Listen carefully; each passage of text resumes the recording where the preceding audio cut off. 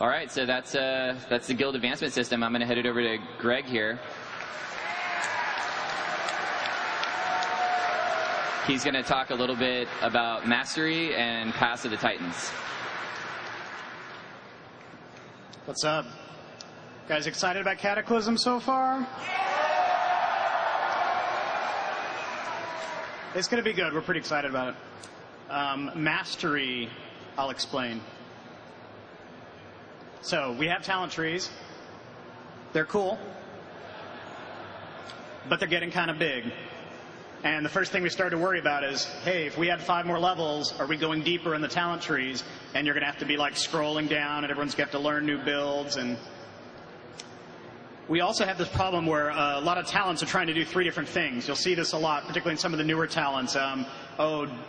Warlock DPS is too low. Oh, we'll tack a little bit onto this talent that we know they all take. And so the talent descriptions get really long and convoluted, and they're kind of hard to understand.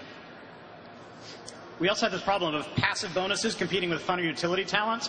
The fun talents are something we want players to get, but we know that everyone feels like they have to get the basic talents that let you do your job. Your DPS, you can't pass up anything that's like a 5% DPS talent. You have to get those, and there's a lot of talent trees that have maybe just a few points that they can actually spend on what they want to spend. We think that sucks. So we've made ourselves a little bit of work for Cataclysm.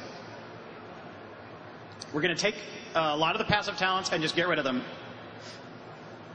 And you will earn the passive benefits you would get just for spending points in that tree. Yeah. I've got a mock-up in a second. It explains. It's pretty easy to understand.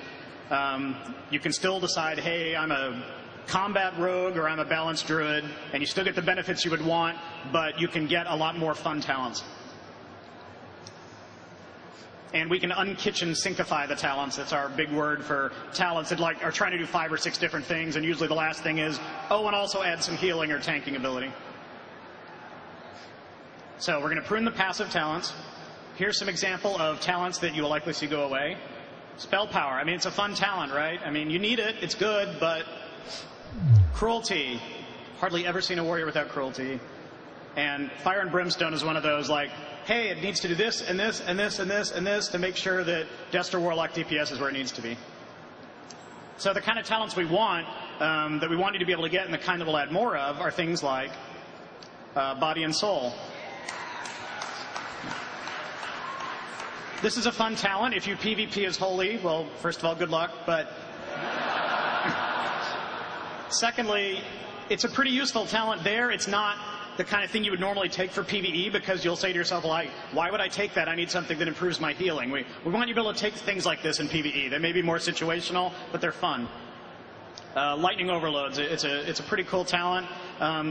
Things that proc damage or affect different spells in different ways, we think those are cool. That's not the kind of passive talents we want to prune. We just want to get rid of the things that are like, your fire damage is now 5% higher.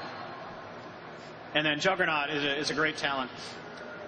You might notice on Body and Soul and Juggernaut specifically here that we went ahead and took the passive things out of here. So the Mortal Strike bonus in Juggernaut isn't there anymore because the charge should be interesting enough on its own, even for PvE.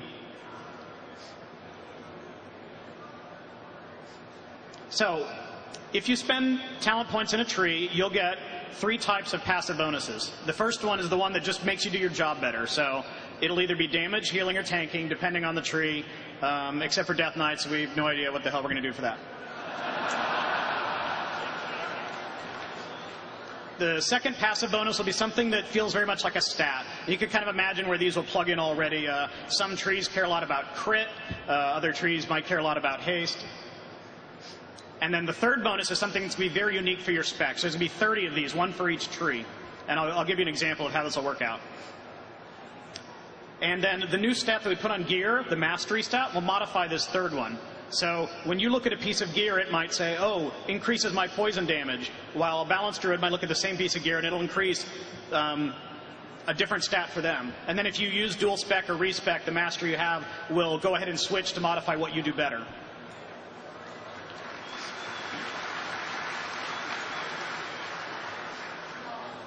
So this is what we want to do with the talent UI for Cataclysm. We want to be able to show it 3 panes, no scrolling.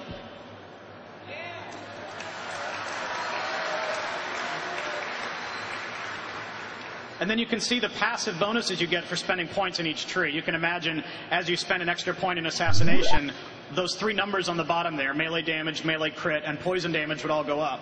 And then you can see that in the combat tree, melee damage still goes up because you're a rogue, you need to do more melee damage, but then something else might change. In this case, armor penetration.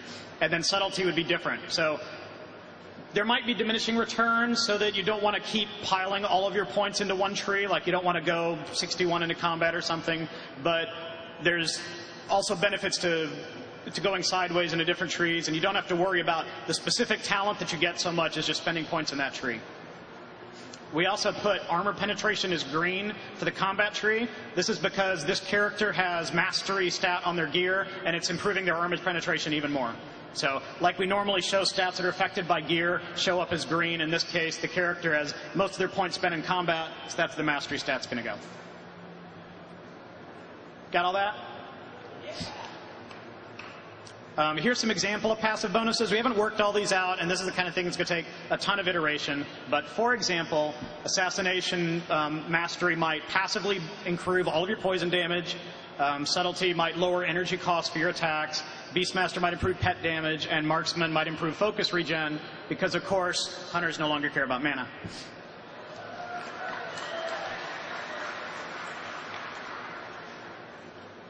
And then I mentioned the mastery stat already. It's a new tertiary stat that'll appear on your gear. Often you'll be trading off crit versus haste or mastery, because we're not going to put armor penetration on gear anymore. We think it's really, even though these are all can still be a little mathy and affect your damage or healing or whatever in different ways, it's a little more intuitive to look at it to know, oh, if my crit goes up by 1%, I kind of know what that means based on my class and the talents that modify that. And the same thing would be true of haste. And then for mastery, you could say, hey, I'm a ret paladin. I know mastery is going to improve. Well, I'll show you in a second. It always picks the tree with the most points. We're not sure yet what will happen if you manage to spend an equal number of points in each tree. That's pretty rare. And for example, 51 points in assassination would improve your poison damage. All right. Here is a Ret Pally example. And you can see here that because Mr. To the Ground here has spent 58 points in Ret, he gets melee damage, melee crit, and then ability cooldowns would be the one affected by the mastery stat. And you can see over on the character sheet with the tooltip, you'll always know what is exactly affected. You're not going to have to guess too much if you change specs a lot. Everyone will look at mastery.